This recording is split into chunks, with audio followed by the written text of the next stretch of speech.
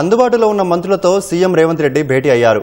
కంచగచ్చిబౌలి భూముల వివాదంపై సీఎం రేవంత్ రెడ్డి చర్చించారు.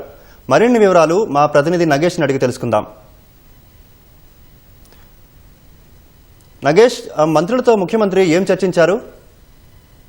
బంజారాస్ కమాండ్ కంట్రోల్ కార్యాలయంలో కొంతమంది మంత్రులతో సమావేశమయ్యారు. ఉప ముఖ్యమంత్రి బట్టి విక్రమార్క, మంత్రులు శ్రీధర్ బాబు, జూపల్లి, పొంగులేటి శ్రీనివాస్ రెడ్డి, సీతక్క, మరికొందరు అందరూ దీనికి సంబంధించిన సమావేశమై జరుగుతున్న పరిణామాలపైన చర్చించారు.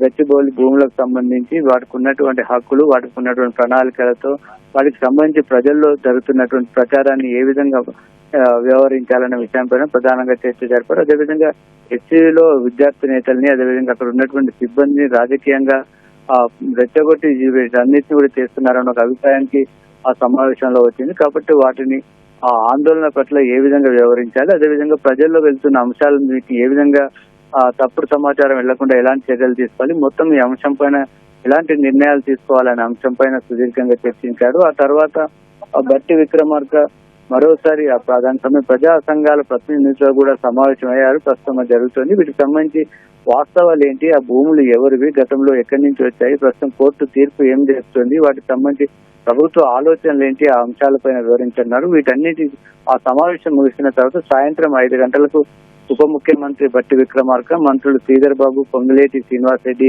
మీడియా సమావేశాన్ని నిర్వహించబోతున్నారు. ఆ మీడియా సమావేశంలో వీటికి సంబంధించి కీలక నిర్ణయాలు కూడా వెల్లడించే అవకాశం కనిపిస్తుంది.